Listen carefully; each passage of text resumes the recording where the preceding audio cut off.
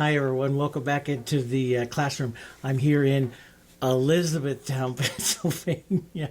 This is, sorry for the laughing, but this is like the fourth time I've started this because I keep saying Sidney, Nebraska. That's where I was last week. Martha and I, my wife and I were out in our gallery out in Sidney, Nebraska.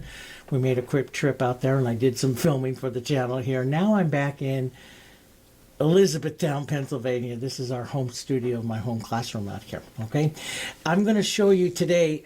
I read all your comments and I love your comments, and thank you so much for making the comments down there. And I want to help a lot of you. And you know, first let me say a couple of things. One of your comments got me is like, one is like, am I good enough to sell? You know what? You can sell paintings at any time along your journey. You're always good. I mean, it can always happen. Never put yourself down as an artist. You're learning. I am always learning. I've been painting 40 years and I'm still learning. Okay? And I hope I always will, because I always want to go up. And along your way, along your journey, you're going to sell paintings, and you're going to find that along your journey, as you improve, your painting prices go up. That's how it all works, okay? So never think that you're not good enough to do anything, because you are. Okay, you got to start. You just got to start, okay? But a lot of the questions and stuff that I have about petaling the rose, you want to learn to petaling the rose. And well, I have one that I'm going to film right after this one on adding textures and stuff to landscape, mountains and everything. What's some of the different ways to do that? So that's coming also. That'll be up this week. But I want to show you a little bit about the differences in acrylic as we're painting today, because some of you have been writing to me about the frustrations that you're having painting with the paint because you don't have the paints that I use and stuff like that. So I want to explain, as we're painting today, a little bit about acrylics in general, okay? Basically, acrylics, let me just make this general statement right now. All acrylics are different. I know. I have been a paint chemist and a paint system designer for 35 years. I've worked for multiple paint companies designing acrylic and oil systems for them. And there's different chemicals we can add to control the different, what we call rheology of the paint, the drying of the paint, okay? How the paint film forms, how fast it dries. And there are certain chemicals we use, like one of them that we have here in a bottle, which is a propylene glycol. And this glycol is a wonderful chemical. It's used in the food processing, industry. It's used in nasal sprays, eye drops. It's non-toxic. It's a wonderful product, but it slows down. If the formula is correct, it slows down the drying time of the acrylics. What is an acrylic? Acrylic just means that water is its solvent. You clean it up while it's wet with water, add a little soap, a little phosphate, and you can clean it up really easy, okay? But that's basically where it ends. Acrylic is their solvent. That's where it ends. From that point on, everything's different. And as we paint today, I'm going to talk to you a little bit more about what is it that makes the acrylics different and how we can use that to better understand the paints that you're painting with, so maybe you can do some more of these types of techniques, okay? All right, so let's get into it. So here I have my board. This is a regular MDF board, okay? This is 11 by 14 MDF board. I have the links for this all onto our website. I base coated it. I made about a value 7 gray, which is what I really like. I just take black, white, and a little bit of yellow oxide, and I make that. The colors I'm going to use today, my standard painting palette that I have out here.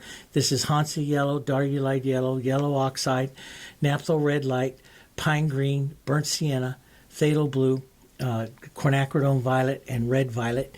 And then this is my white. This is my dirty cap of propylene glycol. This is my dirty cap of extender. I used it before I left to Sydney. I was painting with a portrait, so it has a little bit of some darker flesh tones in there.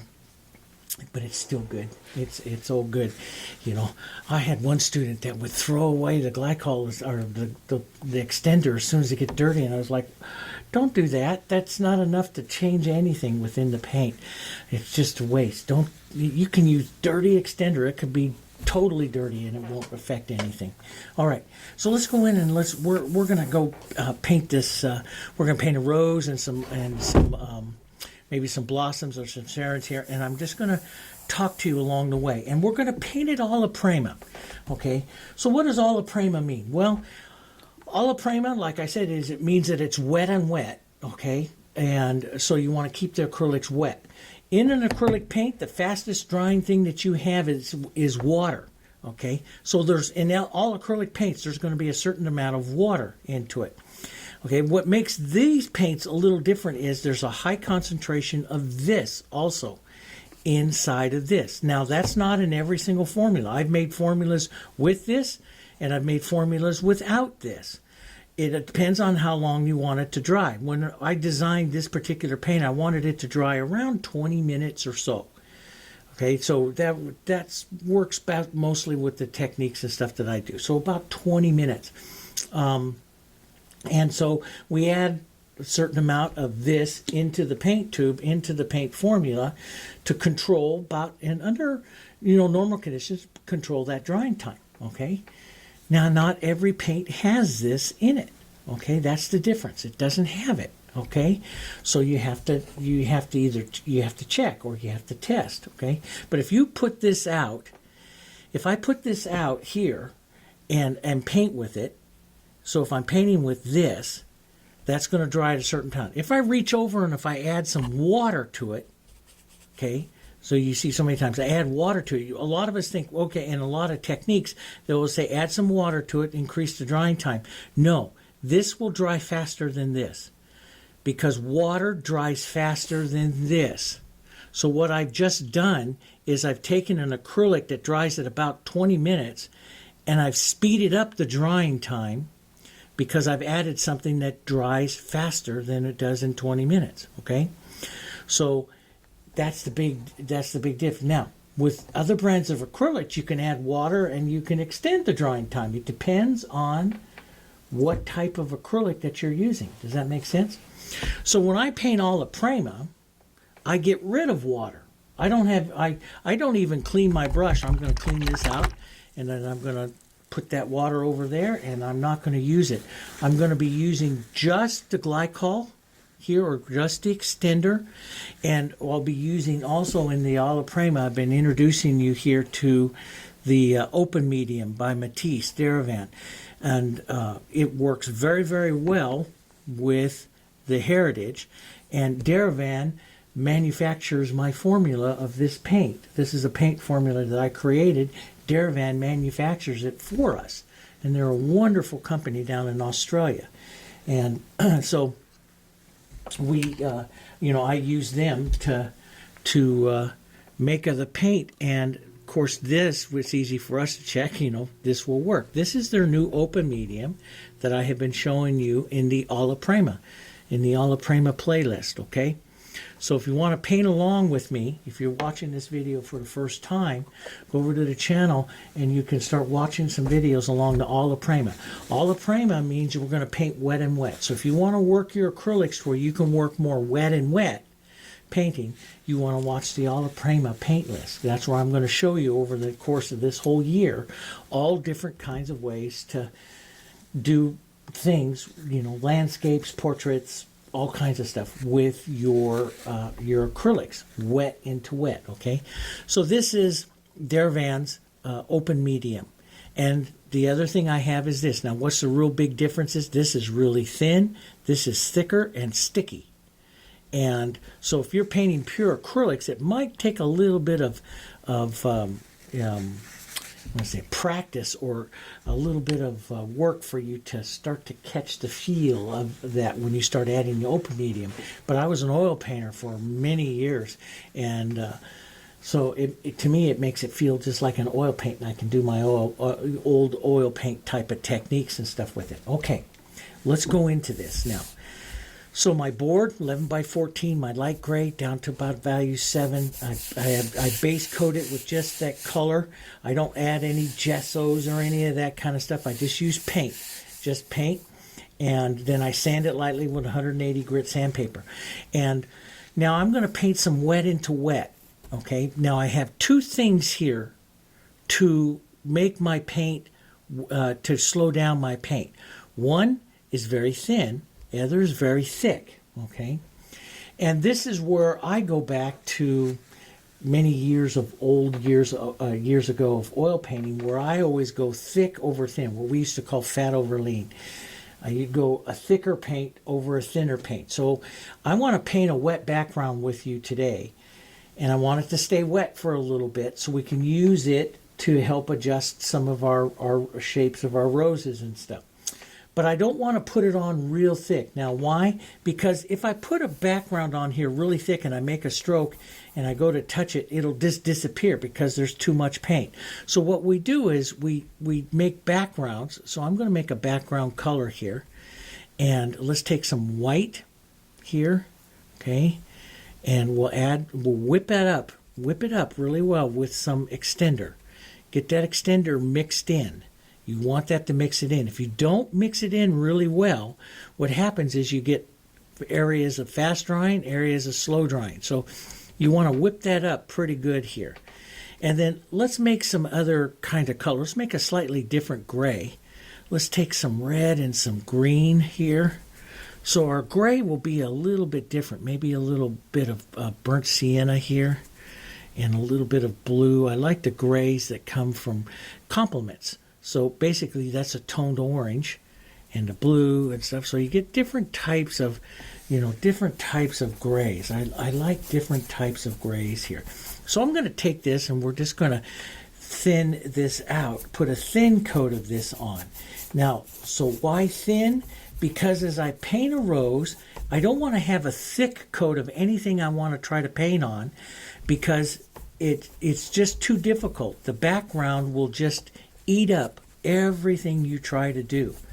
But I want to have a little bit of interest and stuff around here, so I'll add that. I'll add some other color variations in here. Maybe a little bit of the green and the burnt sienna, which you see me use quite a bit. I'll add just a bit of extender into that. I like some of those colors into that. Just a little bit of color manipulation. I like contemporary. I paint a lot of contemporary. I sell a lot of contemporary. And when I do that, I like to, push colors around. Now, so you see this is very thin onto the surface. And if I'm putting it so I can have a little bit of the control, what does that mean? Let me just show you here. If I put a red that's on here, see, I strike the red, and the red strikes and stays on really easy. And if I touch it, I can soften it out really easy like this. Soften it. But I don't instantaneously lose the red. Does that make sense? Because the red still has power, because the red paint that I'm using here is a little bit thicker than my background paint. So the red paint has more power. So I can push it out, and then as I start to thin it out, I can soften the edges of it right there. Does that make sense? So it's easier to control, okay? So if you want to have a lot of control to your surface that you're working on, you want a wet surface to work some colors into, and then you want to have some control with it, then you want that surface to be a little bit thinner, and then the color you're using to paint with a little bit thicker, and you have the control. Let's take a look at it. We'll just do this real quick. Let's just put some light color down here. We'll get over to almost a gray again here with some of this, but we'll put it down here onto this surface here a little bit thicker. Okay, so I'll add some extender and stuff, but I'm going to want the color here a little bit thicker than what I had on that other one there. Okay, so I won't add quite as much extender, so you can see the paint is thicker. And so if I push this, if I put this on and I go in here and I base coat this, I base coat or put the color on here so I have a wet background to paint into. Okay, now I go over and I touch my red here. The second I start to touch into my red, the red is going to lose its power. It's not going to be able to get that softer, transparent edge. Do you see that? It's going to, and the red is the more, and this is what happens, where I can leave that red and drag this out like this. The more I start to touch and touch and touch this red here, the background here begins to eat it up. it begins to disappear. It no longer has its power, see, because the color is thicker. So you can see the difference here. So what happens to a lot of artists is if they get their backgrounds, if they're putting their backgrounds on and they get this color too thick, all of a sudden you can't get this brighter color here. By the time you make this nice soft little stuff here, you can't get that brighter color here. So, and you'll normally notice that if any of you, like, you know, especially painting the white flowers, you put the shadow on or you put on your white flowers, you put white on and you touch it a little bit and the white just gone, it disappears. You put on a little bit more and it's gone and it disappears. That's what happens. Okay, so in a lot of painting techniques, and this is really important, guys, in a lot of painting techniques, what I want you to start remembering, especially Alla Prima, when we're painting wet into wet, you're going to concentrate on the thickness and the thin, how thick and thin your paint is in those areas that you're working with, okay?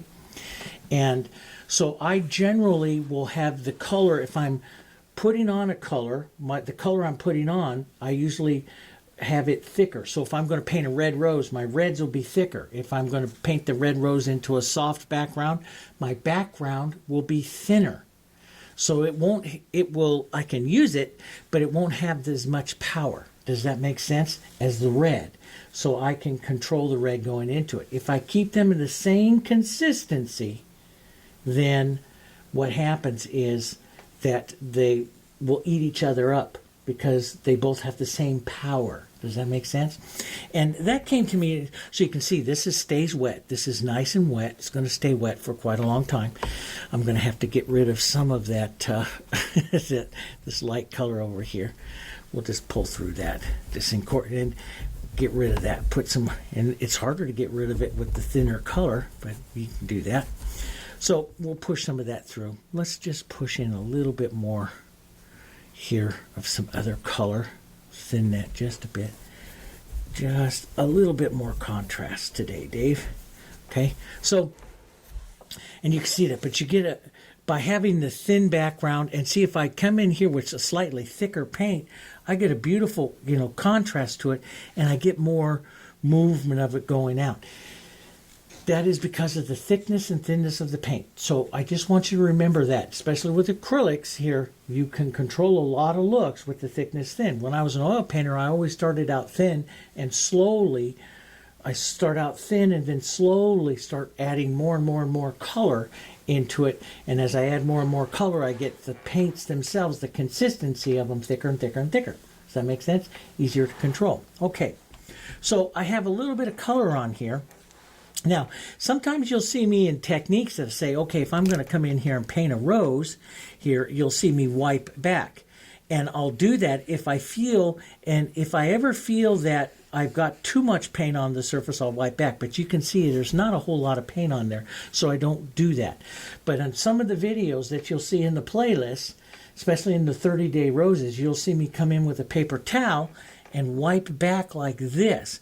And that's because as I'm feeling on that surface, if I feel that I've got too much paint on there, it's going to be more difficult to paint the rose. Does that make sense? Because the rose, it won't, the paint that I'm putting on won't have power because the background will eat it up. All right, let's paint kind of a pinky white rose here. And we want to go Alla Prima. So I started out thin to make this, so I used the extender. Into the rose, I'm going to start using, this is why I love Daravan stuff. It's thicker. It's quite a bit thicker. You can see that on the palette here. But it's thicker, and if I make a lighter pink here, I can make a lighter pink here. Let's soften it with a little green. So it's a nice grayed pink here. But I'm going to add some of this, the Daravan's open medium. And see, I can keep a nice thick color here. So as I go to put this on, I'll have a nice thicker pink color. Now sometimes I'll start out roses with thin color and paint stuff in. That's another thing. That's a whole nother technique. There are so many different ways. And I know if you're a beginner, that can get kind of confusing. And what you got to do is, like, every video you watch, okay, don't get frustrated or anything. Every video you watch, just take a little bit in, And, it's like the old saying, how do you eat a whale? One bite at a time. Learn one thing at a time and do it again and learn another and do it again and learn another. And, I have some of my students that say, I watch your videos like 10, 15 times. Each time I pick up a little bit more. Yes, you will. Yes, you will. So as you see, as I work this, see, I can put the heavier color over here and get more of a side of a rose that comes up, and I can work it soft right here. Let the color just run out in my brush and let the background have more power. But up here, I can let the rose itself, the pink, a little thicker, have more power to that right there, see? So I can work the colors. I can control here. And I can soften and I can control it and what I'm feeling here onto the surface is the thickness and thinness of the paint. And I know whenever I want to have the control here I'll put a lot of color here onto this, and down here I'll thin it out. Even so that you can slide, it's a good thing to slide from the thick paint to the thinner extender. This is why I like it, and thin it out. And that will allow you to just drag a little bit of that down without putting a whole bunch of powerful color up there. Does that make sense? So this is one reason why when Daravan last year, it's been a little over a year, they sent me this medium and asked me to test it out and try it out and see how it, I liked it and everything. They had just developed it, and of course I immediately fell in love with it. And I loved it because it is a slow drying medium like the extender, but it's thicker, and so and it allows me to work my thin and thick types of consistencies when I'm doing an Alla Prima like I used to do, with my oils. Now, okay, so here's a rose, and a rose is basically, like we say, it's basically our circle. But you see, that circle doesn't have to be. It doesn't have to be a perfect circle. I can take some thin pink here and just kind of drag this down. And a lot of times when I paint, like I'll paint something just impressionistic back there, or maybe take some thin color and push it back up and through here. And see, it's really nice when you're using the thin color, because if I come up here and use some of this powerful color and push that in, that has more power than that does there.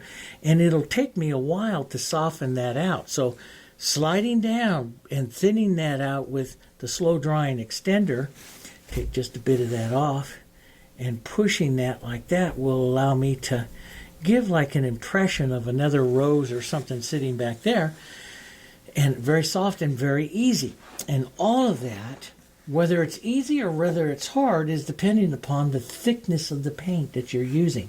So that's something I want you to put in up here, guys, and remember that some of the frustration that you may be having in doing one technique or not could be very much so the thickness and thinness of your paint. I want you to start concentrating on that, and especially concentrate on that when we're doing Alla Prima, wet into wet, because we control the power of the color we have by how thick it is. Okay, so our rose, our nice round rose. And what do we say about a rose? A rose is a set of 3 circles. So, and you can just take the end of your brush and you can kind of pre-sketch it all out here. So this would be the inside throat of my rose. If I wanted my rose to turn, like I showed you some other ones, the other videos, if I want it to turn, I drop the center down lower down here and I start building. Matter of fact, let's just do a little fingering there. Let's drop this down just a little bit. We'll paint this rose a little bit more open for you today, which means the bowl compresses down here. So this will be the height of the bowl will compress down, and then all the way out to here, this circle right out through here is my outside petals. So now what I'm going to do is I'm going to start painting some contrast right in here. And we'll do it wet on wet. So as I'm going to be painting, I'm going to be using the open medium. Now I can start it out slow with like some quinacridone. Just put some quinacridone, just touch your corner of your brush into there and tap it here on your palette, soften it out. Quinacridone. What you want to do, what I always like to do, is walk up and down my value scale. So right in here, we're all right about a 7 because we're all right about background. So I want to go at least 2. not way down here. Red violet sits way down here. See how dark it is? Quinacridone is right about in here. So if you're going to do a softer center, quinacridone is a nice one to start with. Now, when you do the centers here, now this is all nice and wet, see? Okay, so pressure and the thickness of my paint is going to be very important. And I'm going to start out here just light, and I just go up and around. I'm going to paint it for movement.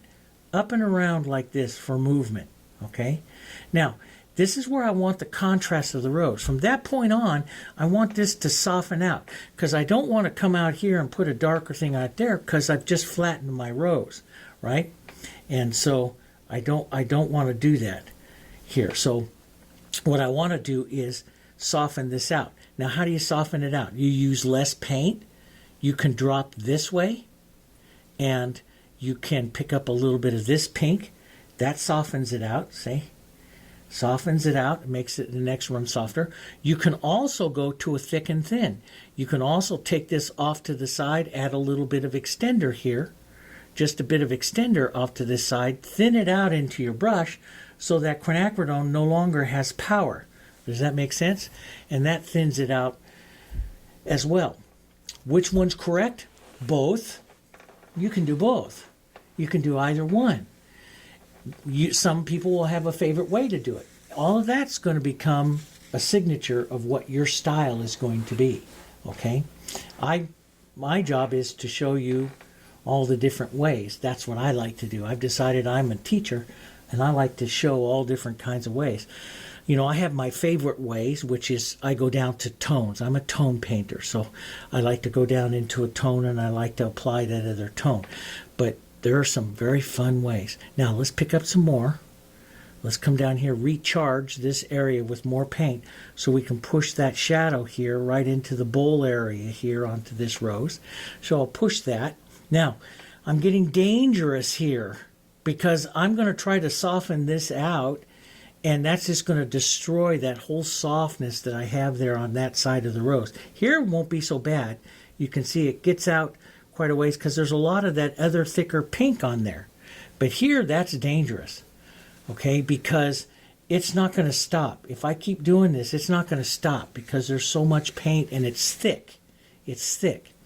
So this is usually where I pinch wipe my brush. I take off that extra paint. Now, how do you soften that along there? One way is to make the tone, which I like to do. So I come in here and I'll take a little bit of the gray background, a little bit of this right in here, push that on, and I'll make the tone right across and soften it. Does that make sense? That's one way. Add your background. Get your background color in there and do that. That's one way. The other way is take, and always think you're thick and thin. Thin out your color here, thin it out into your brush, and use that. That will soften it down as well. Both ways. Both ways can do that. Okay? And some paintings I will do both ways. Sometimes I'll just poke into a little extender, put it on my brush, and touch it and take it out. Sometimes I'll make a tone, or what I call, you'll see me in other videos, call it a half tone. A tone that's right in between the background and the shadow. Okay? So if I wanted to soften out a shadow, let me come right down here. So if I'm putting on this color right here and I want it to soften, let me just show you this here. Because we're teaching and we're learning, right? Teaching and we're learning. And that's what I like to do. Okay, so how do you soften this out? So what I'm saying here is you have two ways. One, you can take this tone. You want it to relate to the background. So drop down here, put in some background, and make what is called a halftone. It's going to be halfway between your background and that color, and you hit that edge of it right there like that, and that starts to soften it out. You can pinch wipe your brush, pick up a little bit more background, you have another background, and you've softened out the edge. The other way, let me put the thickness back in here, the other way is to come out here, grab some, thin it out in your brush. Thin out the color in your brush so that the color and the background are about the same consistency here. They're both thin, and then just drag your brush right through that a couple of times, and that's what you softened it out. Okay? But if you're trying to do this when you're painting a rose, and this is what a lot of you are happening, if what's happening to a lot of you when you're painting, especially wet on wet, and you want something to soften out. If I push this tone right into here, and now I want to soften it out. Okay, so Dave says, pinch wipe some of the color off and soften it out. It's going to keep going because this color is thicker than the background. The background can't stop it. It doesn't get this nice gradation of color. Does that make sense here? So all of this, let's circle around all of this and come right back to the same thing. It's the thickness of the paint. Okay, so how do I stop that? I'll thin it out. I'll grab the extender because that's what's in my background. I'll grab the extender, push that in here, and then I can soften this out, and it will lose. It will slowly lose. Does that make sense? Because they have the same consistency. Consistency of your paints is so very important. Now, this all became part of my painting now. I'll push this around a little bit, throw that around. So now we have that into our painting. So if you're painting around with me, you just now have to put some quinacridone violet into your background. But that's okay. You can do that. All right. Let's get back a little bit of pink right back up in here. We'll go back to a little bit of tone. I'm going to add a bit more darkness right down in through here, right up to this area. And I want to soften that out. That's where I love to go to the halftone. That's my favorite way of painting. But you can also thin it and push that through. You can also grab a little bit, or do both. Grab a little bit of extender in that and push that. And I don't always pull in that circle motion. You'll see me start to pull out a little bit. This is the motion of the rose going in and out. And you'll see me start to circle up and around a bit sometimes. That's the motion of the bowl, okay? And all of this, see, is still very wet. Okay, let's go up here. We'll grab some of this. I like a nice softer. I'm going to have this pink rose go slowly maybe towards, I want a little quinacridone in this pink. Go maybe towards the whites, because I do love a pink and white rose. And so we'll do a real soft, dusty rose here. Pink. We'll go a little bit lighter. So I was down into my, right down in here in my shadows. My base is right up in through here. I want to go a little bit lighter, maybe a value, maybe 2 values. I always say no more than 2 values. So this is right between a 7 and an 8 here. And this is going to be just kind of lighter than the background, just a bit. So you can check it on some of your rows. And yeah, that's a pretty good place to start. But I want to start right up here by the front. So I'm going to take some of this and I'll push in the front petal of the rose here. Now, when I do this, I have it fully loaded across my brush. And I'm going to touch it in here. And then I'm just going to pull it down and pull it down. When I start to hit that shadow, I'm going to stop. Now, because that's the bowl, I want to push it into the bowl. Now, a lot of times you'll see me use my finger because I like to use the finger. But you have to have enough paint on there. And I'll just slightly, because it's real fast and easy to use my finger to incorporate that color into the bowl. But you can pinch wipe, grab a little bit of your darker color, and push that in here as well, just like that, and create some of that light color, that shadowing color there. We can come around. I'll just use this. I like to slide my brush, pick up onto the chisel, and this starts to, like the side bowls, if I want to put some side petals up, I just kind of chisel and pull down a little bit. And somewhere down here, the bowl shadow's got to pick up. Now, sometimes you're going to lose the bowl shadow, so you're just going to go back and push some back in. That's all you're going to do. Never lose your bowl shadow. If you need to, go back and push it back in. But I want that front petal a little lighter because I want to go up towards a white rose here. And so I'm going to go a little heavier, a little lighter this time, a little more paint. And you can see it's real creamy, thin paint. Thicker paint. It's really nice. And they both stop really easy because there's thick paint right there. That's where I like a halftone. That's where I like to really shoot in a halftone. Sometimes I change the tone if I want the rose to change. But I'll make it a value that's right between the white and that. Sometimes I'll push in a little bit of yellow or something like that. Push that in there. Now, soften that out. I'll head towards my shadow. Put a little tone right there to shadow. I can also use my finger to push that around. I don't like to get rid of all of that or make it too smooth. I don't like to play around too much because it'll make it too smooth and the rose will lose its interest. Does that make sense? I'm going to push just a little bit more light. I like that light. Okay. So that's the big forward petal cutting across the inside. On the inside of the rose, we'll make some lighter petals here. So I'll take a little white right into my cooler color. And I just kind of spin around a little bit. Just some petals just kind of spinning around. Sometimes I just move my finger around. I paint for movement. I don't paint petals as much as I paint movement. And the inside of this rose kind of spins around. Now, there's other ones you'll see me go in and very carefully paint center petals or a few of the center petals. But many times I just kind of spin around a little bit here with my colors, spinning them around, putting in the movement of the petals. Now, I find I start to get a lot of light, and I like to come back.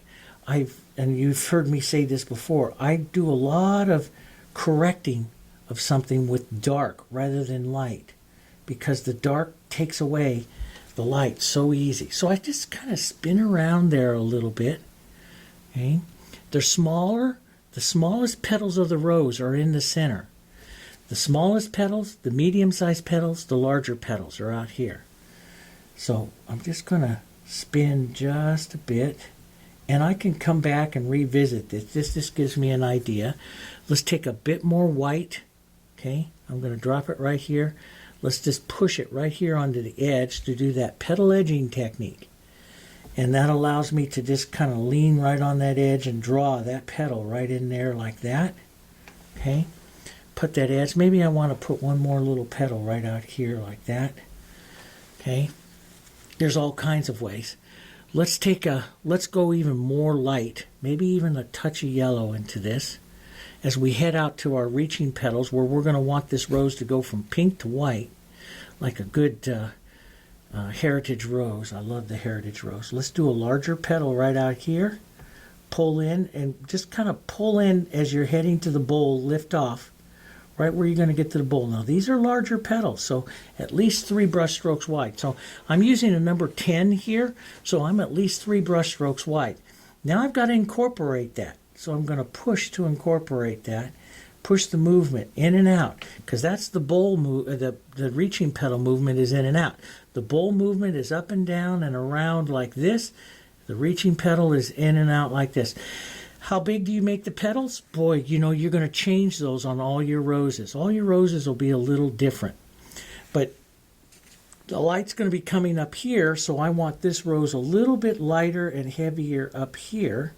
So I'm going to add a little bit more light, maybe not quite as much right there, and push in and out there on that particular petal there. I kind of like that one. Now, if I want this petal here to pop off a little more, I'll do that petal edging. I'll just pick up a little bit of that, lean over onto that edge, and just draw that edge of that petal down a little bit more, and that petal pops off there. Does that make sense? Sometimes, so here what I'm doing there, when I just do this, I got to remember sometimes slow down and tell you. Sorry.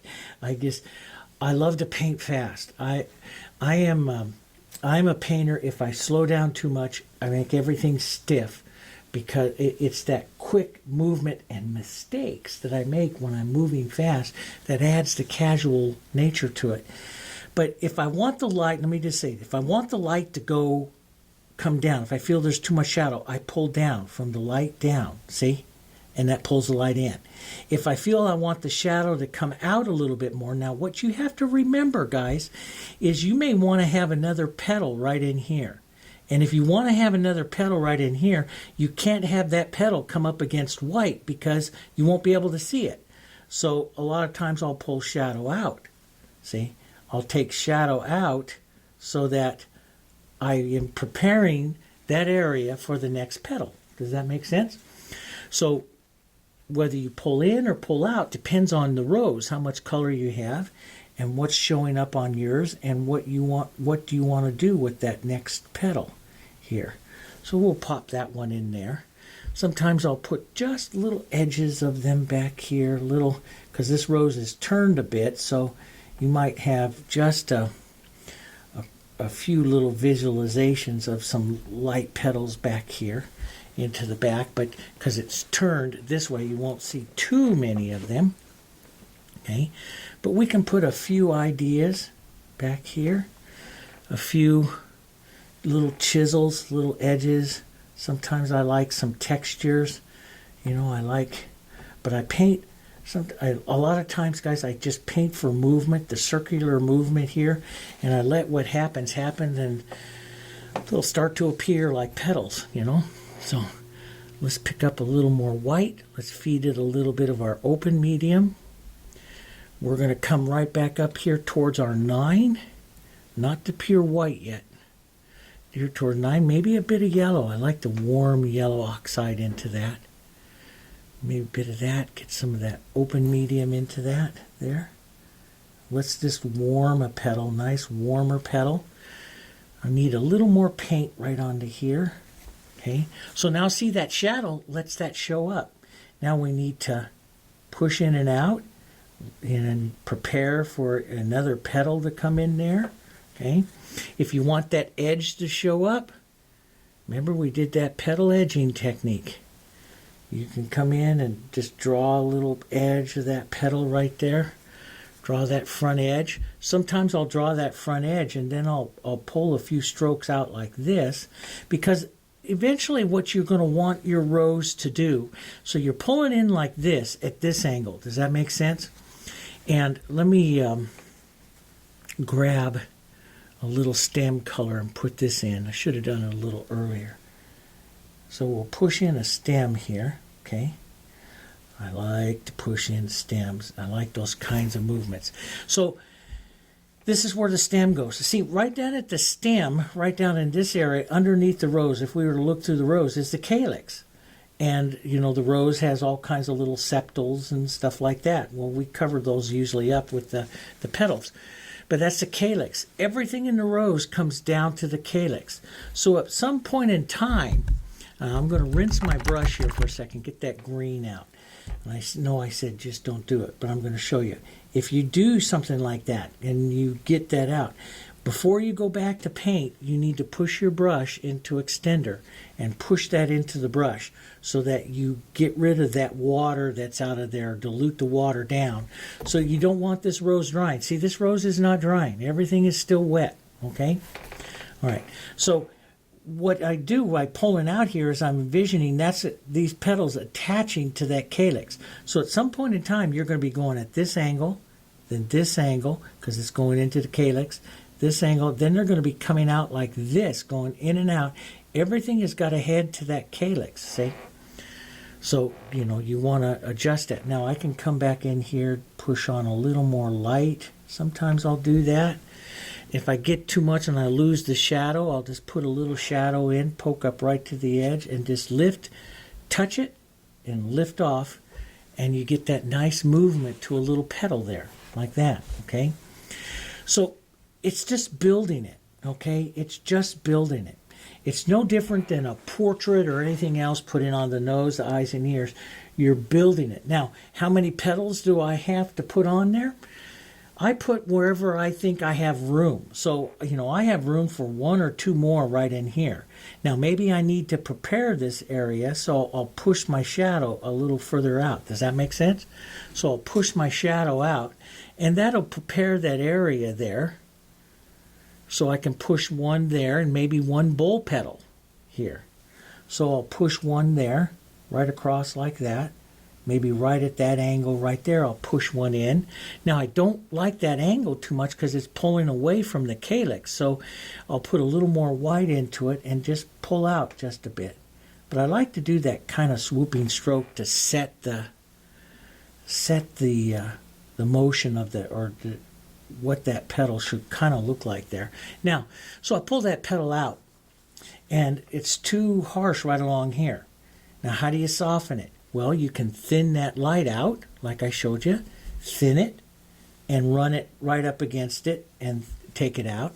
Or my favorite way of all is the halftone, and this is where I might pick up a little yellow. I don't use the same colors that are there. I use it slightly different, like a little yellow into it here, into that rose. I like that. Maybe push it just a little bit to soften the edges, just a touch there. See, and I like that. I like that kind of movement there, just like that, see? But I like that splash of yellow. Isn't that kind of neat? That's that darulite coming in there. I like that darulite to show up. See, it's a pretty little color to show up into your roses. Isn't that pretty? So let's take a little bit more light. We'll ahead now more white. Feed it with some medium here. Okay. And so we're at the bowl here, so I can't really sneak in another one, but I can put in another front petal here. So let's just kind of plan a front petal right like that. Stop right before you get to that shadow there. Okay. Now you can put some of the shadow that you have here and lift back out, touch and lift, and that just makes it really soft, really fast. If you go too far, you can take a little bit of your light and pull down. Just a couple of strokes back and forth is going to make a nice difference for you to see which way you want to do it. Let's push one right in here like this. Now, it can sit in this way or it can sit in that way. Both of them are correct. Okay, which way? It's, whatever way you end up doing it. The rose can accept both ways. Okay, I'm going to put a little bit of that light yellow right up here by the top there. Just a bit of that. Maybe a bit of this shadow right in here. Just push that around a bit. I like the movement of it. And we'll just pull that around. That's kind of pretty. It's got a pretty little rose with the lights and pinks. Maybe I'll take a bit of that warmer, lighter yellow right in here. Sometimes I'll just go ahead and, change my petal here. Let's just go ahead and pull that one down over that one a little bit more. Sometimes I change my mind on how it's petaling as I'm doing it. I'm going to take a bit of this lighter, but I'm thinning it out just a bit so it doesn't have too much power here. Because I'm in here in that center. I don't want the lights to have a whole bunch of power, so I control that by the thinness of my paint. So there I have that. See, but I love that look there. See, that's that translucency that you can get there by pulling it and then going back and putting the petal edge. We might want to soften this back edge just a bit. Just push in the color. And since it's wet, I can just push it around a bit and just soften that back edge. Let that go more transparent there. Now, I'm going to thin out these colors here and darken them down just a bit, cool them down with some of that red violet here, because I had a lot of yellow here. And I'm going to thin it down now by adding some extender here, so I don't have very much power. Why? Remember when I painted on this side, I thin it down so it doesn't have very much power. The color itself is thin, as opposed to the thicker paint I was using here. So now I'm going to thin it down, okay, and push it over here. And I'll just push it in, because everything on this side of the rose was thin, everything on that side of the rose was thicker. Now, I can come back in, I can add that little petal edge that I like. I'll just pick up a little, tiny bit of thicker paint, and we can use that little bit of an edge there. We'll just pull this in and out here a bit. Just move that there. It's just fun. And it's looking really easy as I'm doing this, guys. This is not easy. And let's just get that right out of the way. This takes practice. You need to practice your consistencies. You need to practice the feel of the paint onto the surface. You need to practice your tones, values. You need to practice turning and rolling your brush on the edge to draw. There's a lot of things you have to practice, but every single one of you can do this. I've taught hundreds, if not thousands, of artists over the years to paint these rows really beautiful. And if you want to see it, just come on to our group over on MeWe.com. Go over to the Heritage Acrylic Artists. Just join the group and post your photos, and we share and we help each other there. We all want to be better painters, and we help each other, and you post and we help. So here I'll take a little thinner white. You can see it's thinner. It doesn't have the power of that one over there. See? And let's just drop this in over here. Nice thin side painting. So I just put this in, and this side won't really need too much. Maybe a little bit more of I'll pick up a little bit more white, a little thicker right here, so I can draw a petal right up on top of that. We'll cup it right into there. Needs to come over this way just a bit more, but we'll leave that, and we'll let that rose just kind of soft over there. Let's go back and thin some of this out here, so we can just do little whispery strokes. See, you don't need that much. Whispery strokes out here. I'll need something, so we'll go back a little thicker. I'll need something here, a little thicker, right up into the front here. We'll take out some of that. Maybe a bit lighter, and I'm going to want this to pull in and out this way, because that's where that calyx is. Does that make sense? And we'll push, kind of pull that together there. Maybe draw a little edge of something, some kind of petal or something right in there just to kind of close that up. Do you need to have another petal up here? Now, how much more petals, that's all up to you. Do you want to add another one that crosses here just a light? So I picked up a little bit of thicker white so I can draw across. Or maybe you want this just to tone down and just stay over there soft on that side. There's all different kinds of ways. But as you can see with the Alla Prima here, when I do that wet in the wet, I really like to, a lot of times like to control that thinness and thickness. Now, I can paint straight through, like the one rose I showed you on the easel with the long brush. I came in there with the same, basically the same consistency through the whole painting, and I controlled the softness of it by the long handle brush. That's another way. There's a lot of different ways, and I step back onto the brush that keeps the tip really soft, and I can feather out, make a nice soft edge. Here you can, when I'm painting on down like this on the table easel, it is, I can use the thickness of the paints to help draw and set in little light and dark areas here, and make sure I'm just going to use just that little corner, a tiny bit of paint here, and just kind of draw that petal, and then I'll pull its motion going in towards that calyx there, and that'll set that petal. This works kind of nice there. And then I will come in here, and I'm going to start some of my details. I'm going to add some medium to this, so I want it to stay wet for a second. We'll add some areas of the leaves that are going to come in and out here. Now this background is nice and wet here, but I do like to come in and add some, this is the way I like to paint. I like to add some contrast of these dark lights and darks. Now I'm going to thin this out here so I can come over here a little bit thinner and put in a softer. I like the contrast of what's going to the light and soft. So I'm adding the extender over here, thinning out the color. So as I use it over here to do, this is called the negative painting. Remember, we've done this. The negative painting here. And you can use that to help shape the edges of your rose and stuff, right? Okay. And but I like thicker, more contrast paint. So I'll be thicker, more contrast, right up here onto the light side. So this pulls the viewer's eye up here, up to this side. So I like those edges and stuff like that. Now, do you want to do the perfect little leaf edge? I've showed you those.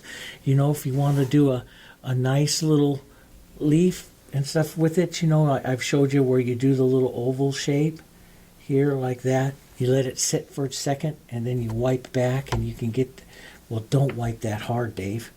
Kind of wiped a little hard. Sorry. Do what I say, not always what I do. Yeah, let's do this a little more gentle, Dave. So just pull in just a little bit like that to just blur out some of the edges. And that makes nice leaves and stuff onto it. I'm just going to pull some of this out. I like movement. I like the casual nature. But I do like the younger rose leaves that are a little bit more of the orange or burnt sienna. I like with orange and, you know, the younger ones that sit down lower on the plant. And I do like to have those, and I have those colors out here on this. So I'm going to put a couple of those out here like this, and maybe that nice little trinity here. Let's not wipe so hard. All of a sudden I've got real heavy fingers. Here, we'll push some of those out here. Maybe this one out here like that. I do like just whispers of the edges gone, and just adds a bit more interest. Now, question is that going to be too much? It might be just a bit too much there, Dave, with the flower. Take away from the flower. So I'll take a little background and I'll take off the edges here just a bit here and soften those back out. So I'll still have the impressions of them there, but they're not quite as harsh. And I'll come in because I want to put in let's put in, since we're doing a nice long slow painting video here, I listened to all of your comments. I asked you because I have so many people, and just like the other day, one of the comments was, you took 29 minutes to paint one rose and other artists do a whole painting in that time. Yes, but I'm teaching you how to do this. It's like I can paint this whole thing in 10 minutes. And it's not about that. It's about learning, right? It's about learning. And so I want to show you maybe that, we'll do like the Rosa Sharon or something like that in there. And I love those little Rosa Sharon, or another little like a light colored blossom flower here. And I've got to get down here to some of my thinner paint to do a little drawing of this blossom. Okay. And so basically I'm doing it, so you can think of it as a circle, or you can think of it as an oval if you want to turn it. I think of it slightly as an oval. And they have generally the 5 petals. So, and sometimes I like to pull in on the side that I come this way, and on the other side I like to pull out. Those little things that I do. I'll have to show you a whole Alla Prima on just blossoms and stuff, some of the different blossom techniques. I'm going to pick up some more, but let's put in a touch of yellows and stuff in there. We'll push a bit of that in. I just love that Darulite. It's just such a great color to touch in and see show up on some of those sides of the roses and stuff like that. It's just such a pretty color in there. It's like little movements of those colors. I don't like it to be blended out. It's like that. And remember, this is all about me, what I like. No, you can do whatever you like on yours, okay? Yeah. No, you can do whatever you like. Let's take a little darker violet and a little bit of burnt sienna in here. And we'll push in a bit of the darkness of that center. Just push that around. See, I like to just push that around. As I'm building color here, I just push it around a little bit, and it gets this nice casual look. Now, if you're painting the strict Rosa Sharon or so, they have the pulling out, the colors that pull out on each of the petals, and we're just gonna give that impression of them. I just use the corner of my brush like this, And if I want it more strict, I use the chisel, where I just slightly flatten it out a bit. And it'll give you a nice softer pull of color here. Out like that. So we'll just pull out a bit like that. That's kind of pretty. Let's wipe our brush. Go back out here to our warms, bit of yellows, and we'll pick up thicker white this time. More on the edge. Let's come right back in here and pull that light edge. I pulled this way, turn my brush over so I have that edge. So that's where I have that edge, and I'll pull in here. Now I'll just push in and out a bit. Let some of those reds and stuff stay. Let's push this petal edge in. But I want to keep this overall, this little blossom, a little softer, because I don't want it to be a white blossom. It can compete really easy with this rose. And I want this to be about this painting to be about this rose. Sometimes I give just a hit like that. I don't pull the petal all the way. So you get the feeling there's two petals there without having to have it so much structure. Does that make sense? And especially if you're out, and this is stuff that you learn and, by practice, by experiments, but sometimes when you're out in those outer areas, you need just a little bit of a line, to say two petals. So see, you get the feeling of two petals. But if I pulled that all the way down there like that, it would become stiff. Does that make sense? So you just need little edges, little lines. It doesn't take very much to make an edge when you're out there like that. Okay, let's take a little softer light Hansa and white here. We'll tap in kind of the center here of the Rose of Sharon, which is supposed to have a little fluted edge there, but we'll just kind of do that in there and just kind of give a quick little impression because we're doing stuff kind of fast here. Let's take some of this color now. Let's thin it out so it doesn't have as much power. Does that make sense? And we'll come back out here and let's just paint a idea. Just an impression. So imagine the stem coming out here. Petals. The petals. Don't be specific with the petals. We want this one to fade away. Don't be too specific there. So we'll paint one right out there. Maybe a blossom of two or one or two of them here. Just the idea. Just kind of circle around a bit. Maybe a little more color right into the front of the blossom here. Or not the blossom, the bud. And let's just pull a little color out. Like that. So I'm just using more of the flat, not as much as the chisel, more of the flat, so my color stays really soft. Because I want more edges down here than I do here. Does that make sense? It's the edge of something that makes it come forward. So like here, you see this nice loss, and this is what I mean by the edge. If I take a little bit of thicker paint, and I pick up that petal edging technique here, and if I pull that edge right there, I just brought the front edge. That's not too bad, actually. I just brought that front edge forward, but I want to soften that just a bit, so I'll just pull that out. But see, it's that edge. All of a sudden, that whole front of that the Rose of Sharon here, just advanced. Does that make sense? So you control that. And again, I can take just a tiny little bit of this and use just a bit of a hit of it right there like that to give the impression that that's another edge. Now, that's too much. But so I just touch a little bit off. That's what you do. That's what you can get. Let's put a little pink, a little bit of this underneath some of that. There. We'll do a few more. Let's get softer greens. Here we'll do a few more softer. Maybe we'll straighten this one out a bit into more of a precision leaf here. And we'll push one right out in here, a little bit more perfect. Go more of the oval there, pull right up into that.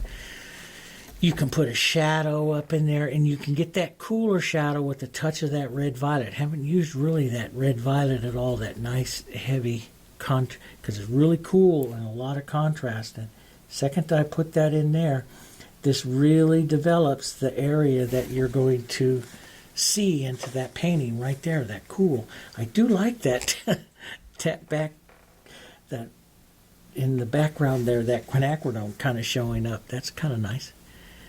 Let's get some of this nice toned greens, little yellows, soft dirty colors here, and push just a bit more. I like to do just, when I do backgrounds back here like this, I like to many times just do some kind of movement, very much the impressionism. I don't like to do too much of the, too much stuff going on, and I'll blur it out sometimes with other colors and stuff like that. But you can do more, precision leaves if you want, and more stuff. That's all up to you. It's your painting. I'm just going to do this and a few more little things here, and I'm going to call this one because it's nice. I'll put a little bit more of an edge. See that little bit of dark? Just advance that front edge up there just a bit, and that's kind of nice. But you'll see me in other paintings streak color through. If you're bothered by something, streak a little color through. Let's put just a bit of that dark in there. Now we're going to darken this down just a bit so it's not quite as powerful as the other one there. As we put this center in there, just a bit of that on there like that. Maybe just a touch of light up here. So we hit that light side just a bit more like that. Yeah, that looks kind of good. And I'll look back through my rows. That's really lost on that bowl. And if I want to go work on that bowl, I'll thin my colors out here on this side. I'll use a little bit thinner and just say, yeah. So that doesn't look too bad. But, do you want to do any more definitions or anything like this in here?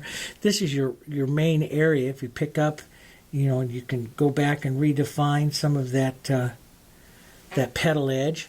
This is the other thing that I will do sometimes here, that I'll show you here real quick, is I will, once I have my leaves in place, if I'm painting Alla Prima, now see, everything here is still wet, see?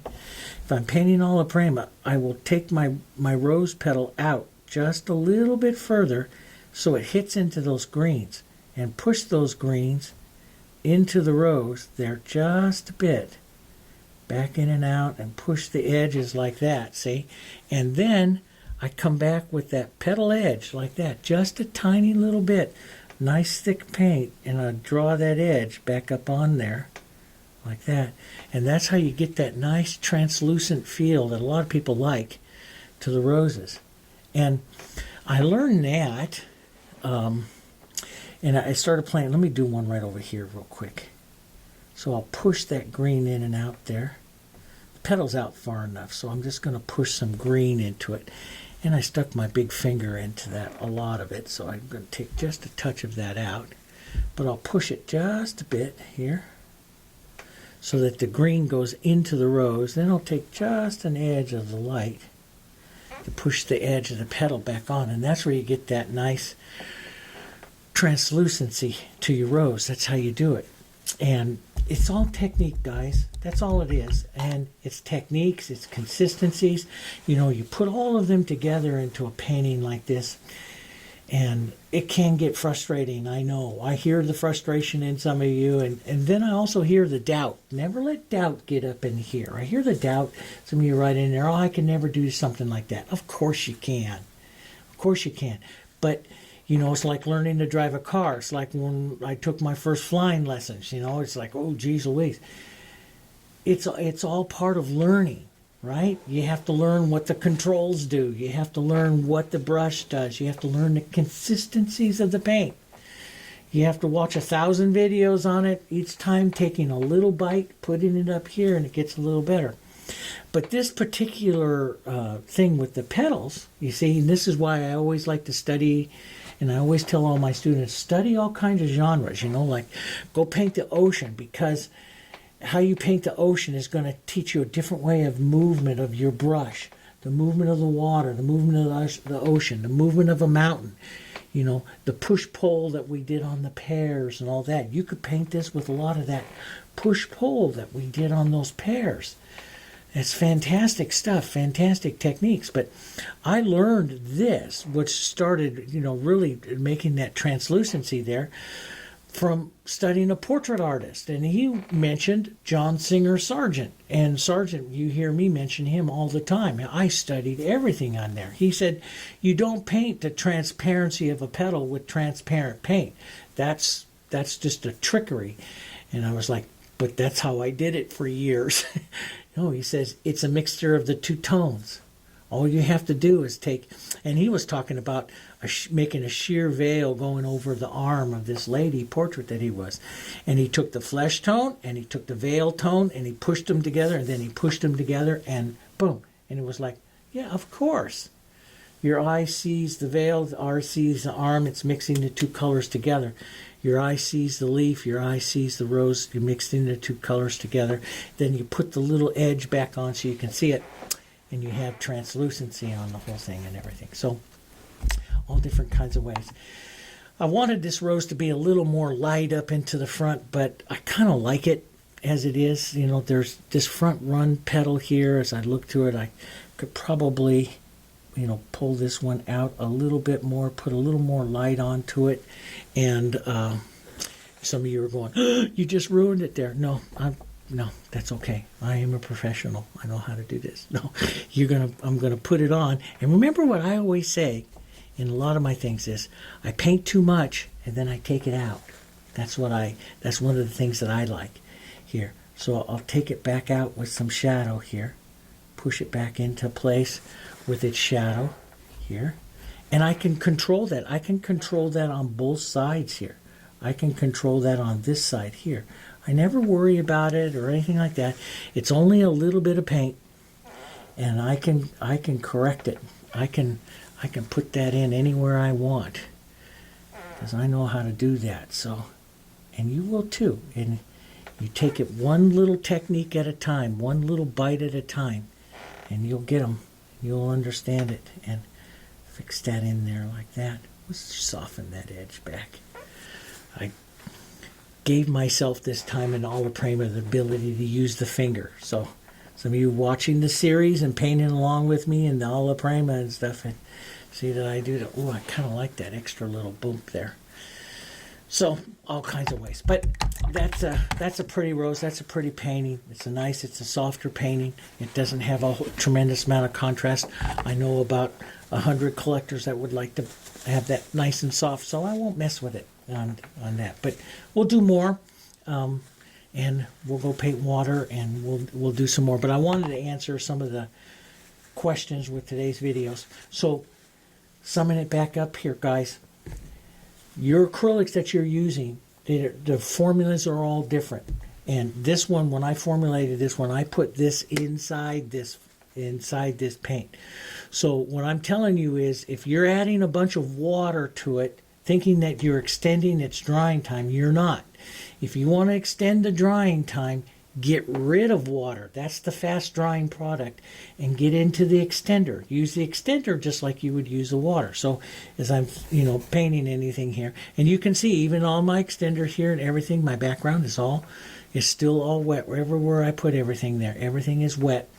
We painted here, the whole painting here, wet into wet, the Alla Prima parts of it. Okay, and if you're in an area where it's drying too fast or something like that, you need to figure a way to get more of this in, and I'll show you ways of getting thicker paint with a lot more of this in some of the other videos, okay, as we continue on some of our Alla Prima studies. For everything, if you need supplies or anything like that, if you want to know where I get the boards, where I get my palette knives, where I get all that kind of stuff, go over to the Jansen Art Studio. Go up and click up at the very top, click free videos. A new menu is going to open up down below. Slide over to the side where it says supplies. And in the supplies, you can download and print off the value scales. You'll see links to where to buy the boards, where to buy the paints, and everything that I use. Okay? So it's all over there. And then if you hit the contact page, over at the far right, the contact page, you can, and scroll down to the bottom, you'll see all the links to all the social media, to my Instagram, to my where we are on MeWe and all that kind of stuff. So you can go look at photos. And if you join some of our groups over on MeWe and stuff, you can post photos with us and talk, and we'll share, and we'll have a good time. We'll have a good time together. And don't ever think that you're not good enough. There's a few of you out there who think you're not good enough. You can do this, okay? You can do this. We can teach anybody, you know. We can. I've been teaching 35 years, and a lot of my students have very, very successful careers at this. So you can too. Okay? Alrighty. I'll see you guys on the next one, which is landscape coming up. Okay? Alrighty. See you then.